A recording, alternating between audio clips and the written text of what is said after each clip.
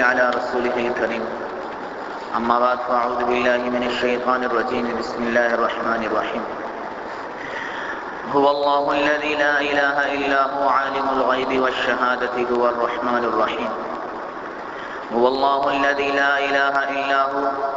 الملك القدوس السلام المؤمن المهيمن العزيز الجبار المتكبر سبحان الله عما يشركون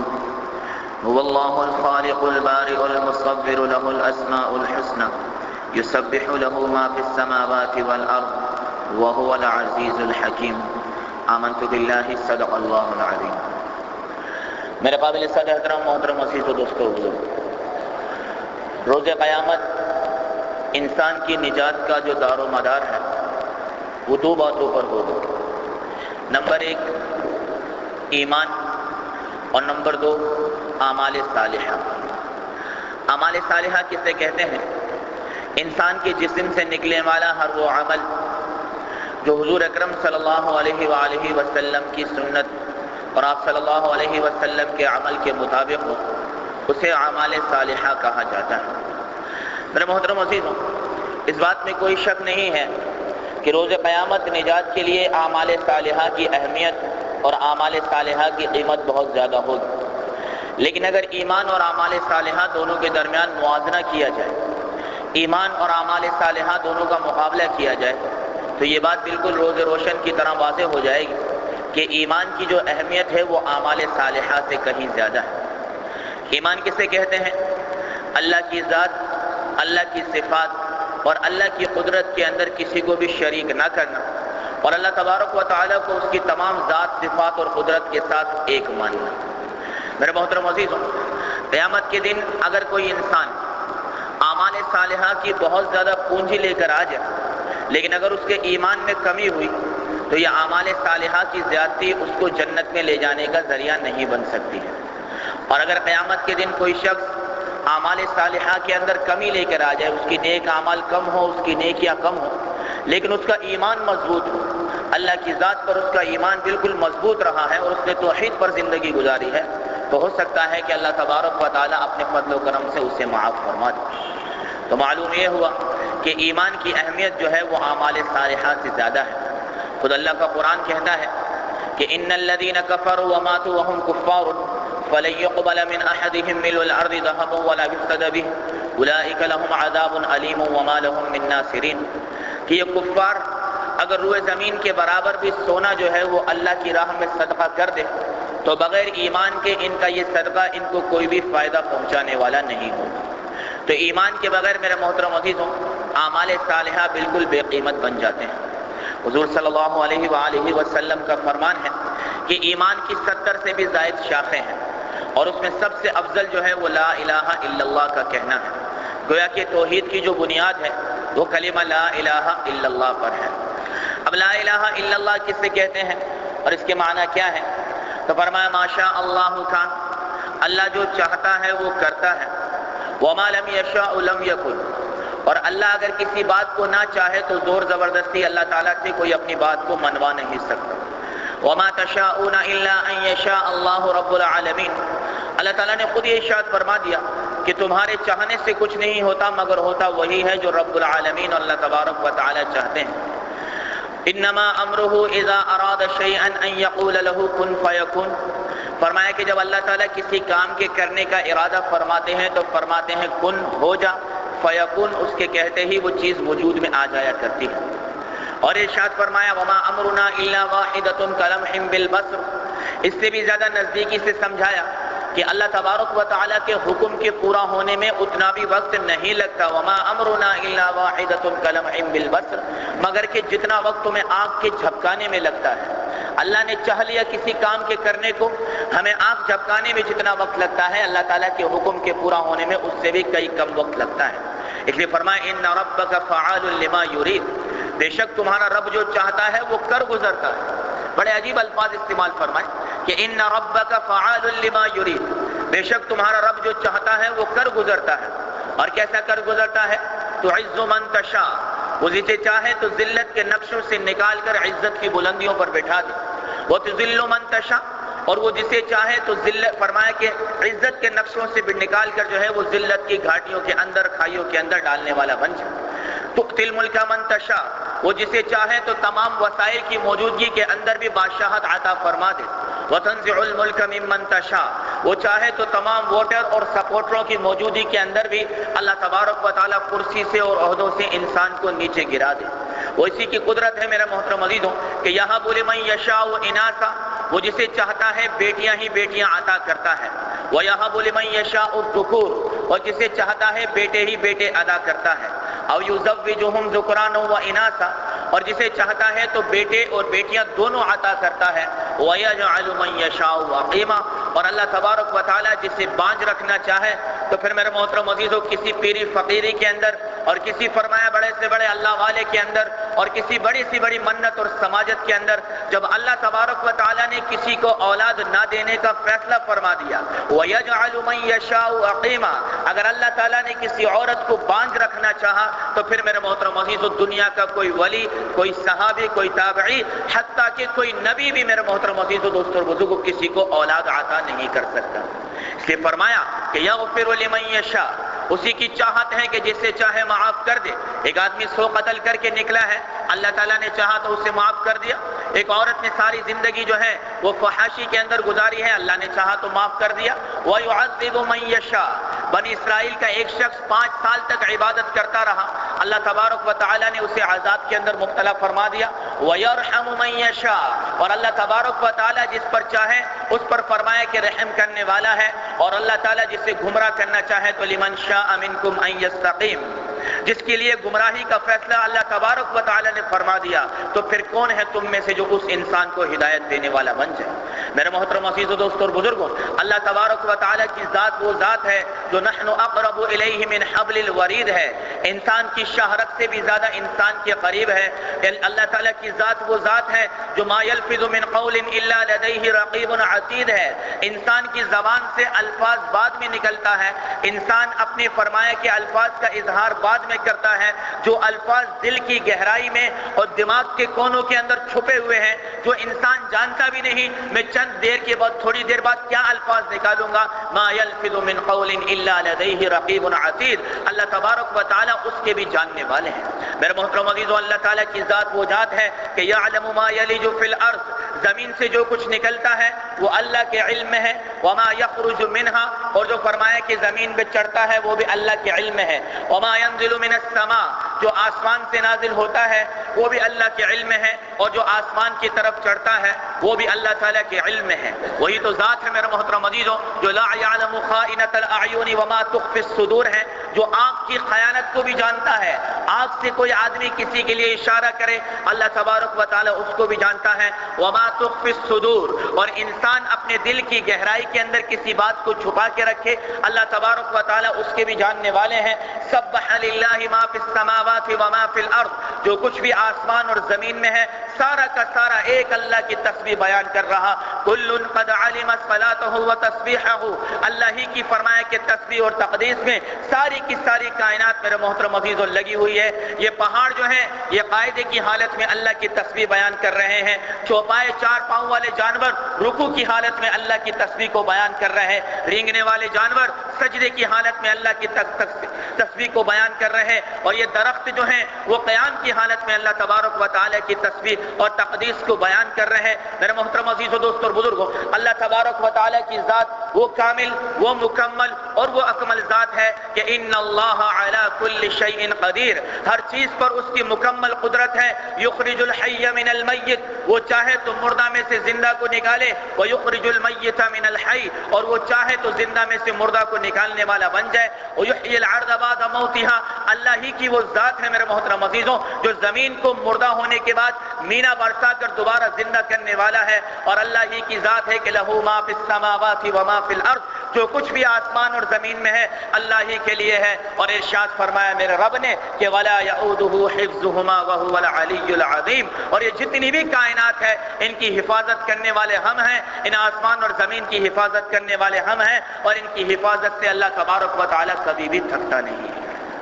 حضور اکرم صلی اللہ علیہ وآلہ وسلم اللہ تبارک و تعالی کی تعریف کو بیان فرماتے ہیں، اللہم انت احق من عبد، اے اللہ تو ہی اس قابل ہے کہ جس کی عبادت کی جائے، واحق من ذکر، اے اللہ تو ہی اس قابل ہے کہ جسے یاد کیا جائے، الملک لا شریک لک، وہ ایسا اکیلا ہے کہ اس کا کوئی شریک نہیں، والفرد لا ند لہ، وہ ایسا فرمایا کہ بے مثل ہے کہ اس کی ساری کائنات میں اس کی کوئی مثال نہیں، لم یتخذ صاحبہ، وہ بیوی سے پاک ہے، ولا ولدا، وہ اولاد سے پاک ہے، ولم یکن لہ شریک فی الملک، اور جسے اس نے خود پیدا کیا ان کو اپنی بادشاہت کے اندر شریک نہیں کیا، لم یلد ولم یولد، نہ اس کا اوپر کوئی رشتہ ہے کہ اس کا باپ ہے پھر دادا ہے پھر پردادا ہے، ولم یولد، اور نہ فرمایا کہ نیچے کوئی رشتہ ہے کہ بیٹا ہو پوتا ہو پھر پوتا ہو، ان تمام کی تمام چیزوں سے اللہ تبارک و تعالیٰ کی ذات پاک ہے، وہ ایسی ذات ہے کہ اجود من سئل،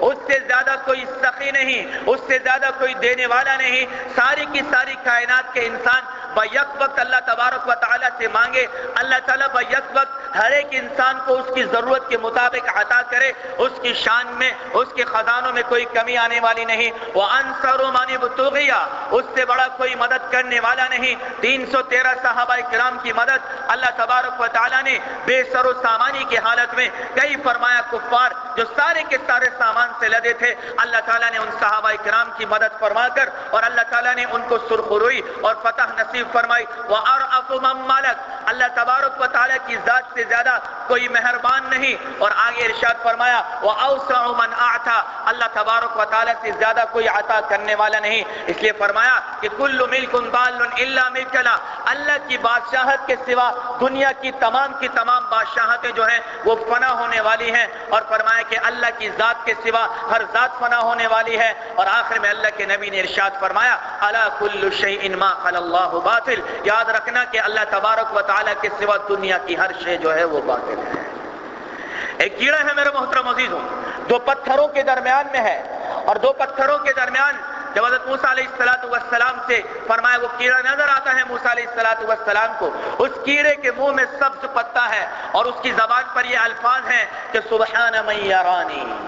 پاک ہے وہ ذات جو ان پتھروں کے درمیان بھی مجھے دیکھنے والی ہے، وَيَعْرِفُ مَكَانِي، اور میرے رہنے کی جگہ کو فرمایا کہ جاننے والی ہے، وَيَسْمَعُ كَلَامِي، اور پاک ہے وہ ذات جو ان پتھروں کے درمیان بھی میری بات کو سننے والی ہے، وَيَرْزُقْنِي وَلَا يَنْسَانِي، اور پاک ہے وہ ذات جو فرمائے ان پتھروں کے درمیان بھی مجھے رزق پہنچانے والی ہے، مجھے بھولنے والی نہیں ہے۔ میرے محترم عزیزو دوستو اور بزرگوں، اللہ تبارک و تعالیٰ کی ذات سے محبت کرنا ایمان کی شرط اول ہے، اور جو رب میرے محترم عزیزو ہر عیب سے پاک ہو، جو رب تمام قدرتوں کا مالک ہو، جو رب تمام طاقتوں کا مالک ہو، جو رب تمام صفات کا مالک ہو، اس رب سے محبت کرنا تو میرے محترم عزیزو اور بھی زیادہ ضروری ہے۔ اور پھر کس رب سے محبت کی دعوت دی جا رہی ہے؟ اس رب سے میرے محترم عزیزوں جو وَآتَاكُم مِّن كُلِّ مَا سَأَلْتُمُوهُ، ہم نے جو سوال اللہ تعالیٰ سے کیا، اللہ تبارک و تعالیٰ نے ہمارے اس سوال کو پورا کیا، ہماری اس ضرورت کو پورا کیا، اور خود ارشاد فرمایا وَإِن تَعُدُّوا نِعْمَةَ اللَّهِ لَا تُحْصُوهَا، میری دی ہوئی نعمتوں کو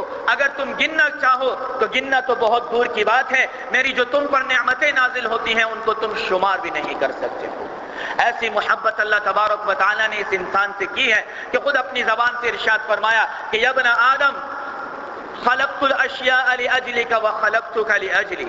اے ابن آدم ساری کی ساری دنیا کی جو چیزیں ہیں ان کو میں نے تیرے لیے بنایا ہے، لیکن تجھ کو میں نے اپنے لیے بنایا ہے، فلا تشتغل بما هو لك عمن انت له، تو ان چیز میں مشغول نہ ہو جس چیز کو میں نے تیرے لیے بنایا ہے، اس ذات سے غافل ہو کر جس ذات کے لیے تیرا وجود کیا گیا ہے، جس ذات کے لیے تجھے وجود میں لایا گیا ہے۔ یا ابن آدم انی لک محبا، اے میرے بندے، اے ابن آدم میں تجھ سے بہت زیادہ محبت کرتا ہوں، فبحق علیک کن لمحبا، بس تجھ پر بھی یہ بات واجب ہے کہ تو بھی مجھ سے محبت کر۔ یا عبادی خلقتک لعبادتی، اے میرے بندے تجھے میں نے اپنی عبادت کے لیے پیدا کیا، فلا تلعب، تو کھیل کود میں مشغول نہ ہو۔ یا عبادی قدرت لک رزقا، تیرے لیے رزق کو مقدر کیا جا چکا ہے، فلا تتعب، تو اس کے ڈھونڈنے میں اپنے آپ کو مت تھکا، تیرا نصیب تجھے مل کے رہے گا۔ بقدر ضرورت محنت کر لے، مقصد میری رضا کو بنا لے، میری چاہت کو بنا لے، اس لیے کہ ان وجدتنی وجدت کل شیء، اگر مجھے پا لیا میرا بندہ تو سب کچھ پا لیا، وان فقدتنی فاتک کل شیء، اور اگر مجھے کھو دیا تو سب کچھ کھو دیا، وانا خیر لک من کل شیء، اور تو سمجھ یا نہ سمجھ لیکن میں تیرے لیے ہر چیز سے زیادہ بہتر ہوں، وانا احب لک من کل شیء، تو جان یا نہ جان میں تجھ سے ہر چیز سے بڑھ کر محبت کرنے والا ہوں۔ میرے محترم عزیزوں، دوستوں اور بزرگوں، ہم تو دنیا میں یہ مانگتے ہیں کہ وفا کے بدلے میں وفا اور محبت کے بدلے میں محبت ہونی چاہیے، تو جو اللہ ہم سے محبت کرے ہم بدلے میں جفا کریں، بدلے میں نافرمانی کریں، یہ عین انصاف نہیں ہے۔ اس لیے میرے محترم عزیزوں، دوستوں اور بزرگوں، اللہ تبارک و تعالی سے محبت کرنا ایمان کی بھی شرط اول ہے، اور میرے محترم عزیزوں بشری تقاضا بھی ہے۔ سب سے بڑھ کر اللہ تعالیٰ کی محبت یہ ہے کہ ہم سے اللہ تعالیٰ کا کوئی حکم نہ ٹوٹے اور اس کے نبی کا کوئی طریقہ نہ چھوٹے، یہ میرے محترم عزیزوں اللہ تبارک و تعالیٰ کی محبت کی سب سے بڑی نشانی ہے۔ سلطان محمود ایک بادشاہ گزرا ہے، اس کا ایک غلام تھا ایاز۔ عجیب اللہ تبارک و تعالیٰ کا نظام ہے کہ وزراء سے بھی زیادہ سلطان محمود کو جو تھا اس ایاز سے محبت تھی، اور یہی محبت کی وجہ تو تھی اس کے جو وزراء تھے وہ اس کے حاسد بن گئے، حسد کرنے والے اس پہ بن گئے۔ سلطان محمود نے ایک دن اپنے 25 وزراء کو جمع فرمایا، بالکل اپنے قریبی وزراء کو، اور اپنے جو قوم کا خزانہ تھا اس میں سے ایک قیمتی ہیرا منگوایا، اور باری باری تمام وزراء کے ہاتھ میں وہ ہیرا دیا گیا، اور جس وزیر کے ہاتھ میں وہ ہیرا جاتا کیا تھا، اس کو توڑ دو۔ ہر وزیر ہیرے کو دیکھتا، دائیں بائیں بائیں، اتنی قیمتی چیز وہ آگے کر دیتا، پھر دوسرا آگے کر دیتا، پھر تیسرا آگے کر دیتا۔ غرض یہ کہ وہ 25 کے 25 وزراء نے اس ہیرے کو اپنے ہاتھ میں لیا لیکن توڑنے سے انکار کر دیا۔ پھر اسی موجودگی کے اندر، انہیں وزراء کی موجودگی کے اندر، سلطان محمود غزنوی رحمۃ اللہ علیہ نے جو ہے وہ ایاز کو بلوایا، اور ایاز کو وہ ہیرا دیا، اور ہیرا دینے کے بعد ایاز کو کہا کہ ایاز اس ہیرے کو توڑ دو۔